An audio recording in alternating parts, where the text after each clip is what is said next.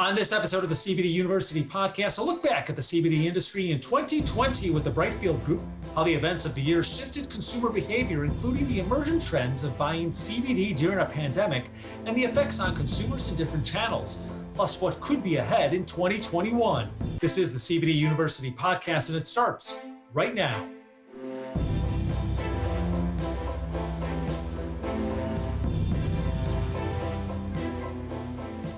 I'm Joe Augustelli, host of the CBD University podcast. If you are a returning listener, welcome back to our podcast. And if you are a new listener, we are glad you found us on your podcast platform of choice. Don't forget full video episodes of our podcast on the Global Widget YouTube channel and the YouTube channels of our brands, Hemp Bombs and Nature's Script.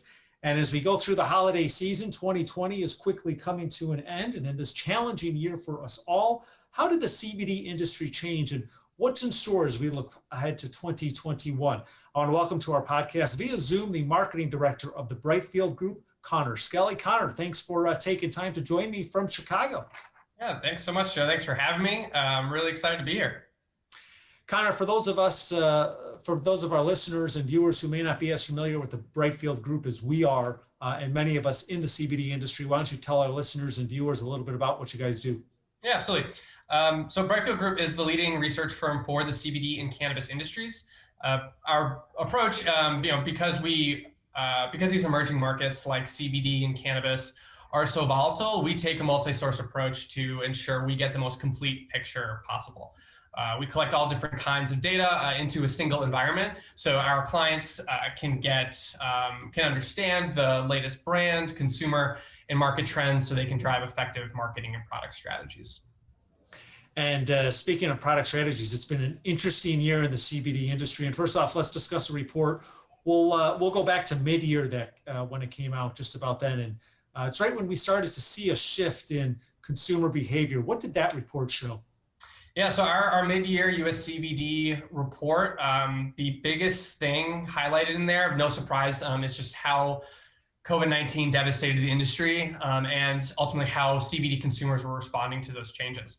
So what we saw early in the year, many CBD brands had cut pricing on their products, some as high as 40%, as the cost of hemp was decreasing and their addressable market was increasing. So this may have quickly helped those brands from a volume standpoint, but the ones who were really affected by the pandemic were those retail-focused brands, the ones who were really focused on brick and mortar. And so we saw nearly half of consumers plan to move their CBD purchases online. And from Q1 to Q2 of this year, the amount of consumers who reported buying online increased 61%. So it's a massive jump just in a few months of time. So consumers were really responding quickly. And so the brands who had a strong digital presence, good shopping experience, and overall strong D2C strategy were really in the best shape. Outside of that, the report also highlights innovation in CBD, which absolutely did not slow down this year. More brands launched products with other cannabinoids like CBN or CBG in an effort to better position their products in the minds of consumers and create some differentiation across their SKUs. Now let's move forward into Q3 of 2020. Was there any change in late summer when it comes to consumer and retail channels? Yeah, so those questions that we were asking consumers in Q1 and Q2 about what they were planning on doing in response to COVID, we saw those behaviors really start to take shape.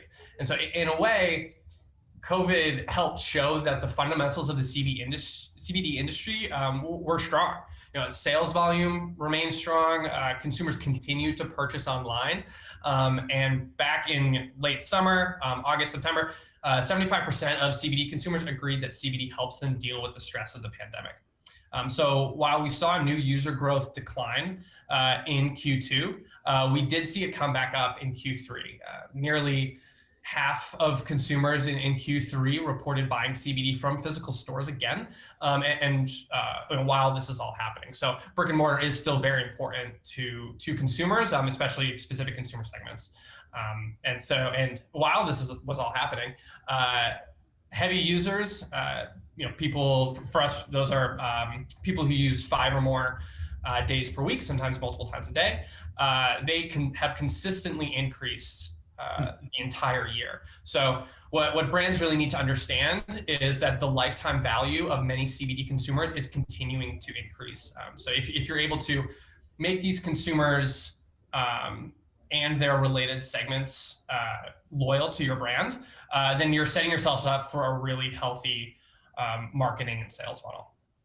And do you see at all consumers purchasing differently online than if they were shopping, at retail? And in addition to that, obviously we should make it known that a retail experience may be different from an online experience, or some retailers may not be carrying as much CBD products due to, local regulations.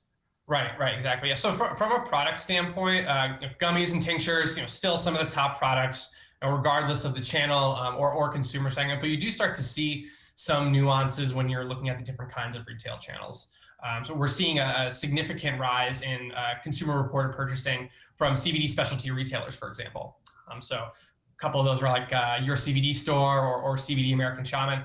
And because education is so important in the customer's journey, consumers are starting to prefer these channels, which they're really popping up everywhere. I mean, I'm in Chicago right now, and there must be at least like 6 of these within a mile of me.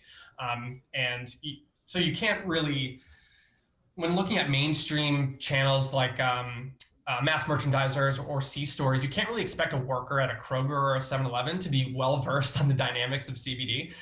So outside of their own online research, consumers are getting that in-person experience through these specialty retailers, as well as independent pharmacies too, where the workers may be more equipped to educate. And being in COVID, people are more likely to go to those pharmacies anyways for immunity products or prescriptions or things like that. And when it comes to the trending products and categories, what are we looking at as some of the most popular types of products this year? Yeah, as I said before, minor cannabinoids really started to come into the mix this year. CBN, which is said to aid in sleep, and is popular in a sleep positioning product, has shown up a lot in new launches this year. Outside of that, we saw beauty and skincare products surpass therapeutic topicals for the first time. So beauty and skincare topicals, ones that are positioned for more of that, did surpass therapeutics. And a big reason for that is this growing self-care movement that has only been exacerbated by the pandemic, as consumers move those routines, those self-care and wellness routines into the home. And topicals they're an easy entry point, and for a lot of consumers, and they're widely available across a variety of channels. So it was really interesting to see the rapid growth of that product type throughout the year as people were, navigating the world. New users started to enter the market with a lot more information and CBD know-how than in the past. A lot of CBD brands have been creating their own educational content on their own sites in order to own that part of the customer's journey. So I'd expect to see a shakeup in the products those consumers are attracted to in the near future. And then one quick point on the education point, I should point this out to our viewers on our YouTube channel, and even those listening on our podcast platforms. For any of our branded products, if you scan the QR code in the back, this is just a package of our Hemp Bombs gummies. If you scan the QR code titled Learn CBD, that'll take you to the CBD 101 website that we have that gives you all the education you need on CBD. So that just goes back to your point of the education being provided to consumers. So as we conclude 2020 and head into a new year, I mean, obviously as this time last year, I don't think any predictions of 2020 came true. So, but we'll play the prediction game as best as we can. What are some of the top storylines Brightfield Group is watching, and how may that affect the market moving ahead into the new year? Yeah, the biggest thing on most people's minds is, ultimately guidance from the FDA. And we expect the FDA to roll out better guidelines by middle of next year, especially around ingestibles. So that will really impact those food and beverage products. Once that takes place, expect the attention of the largest CPG companies to move towards the CBD industry, the Pepsis of the world, for example. We've told our clients for a long time now, use this time wisely to build a strong brand that connects with the right consumer segments. So when those big players come in, you are set up to effectively compete or become an acquisition target, which I'm sure many founders would want to do as well. So in addition to that, I expect to see I do expect to see more brands to look for new ways to increase their growth potential, whether that is new products, maybe outside of the traditional CBD industry, or other brand extensions. So the industry it's so heavily crowded, so as these companies move into a more brands and consumer-centric model, they'll really need to meet their consumers' needs in innovative ways to effectively compete. And that may not be through a normal CBD product like we're used to. So we're seeing more brands launch products with melatonin or L-theanine in it, or other functional ingredients. So that process is already taking place. And in 2021, it will bring us an even greater expansion into the larger functional ingredients and consumer wellness space. So CBD brands they should be really looking at what are those other adjacent categories that CBD is playing in.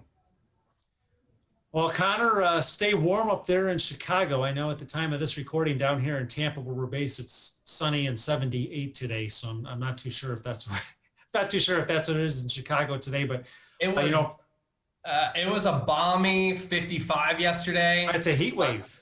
This is a heat wave. The sun was out for like the first time in a week, so I'm gonna ride that for the rest of the week here. There you go.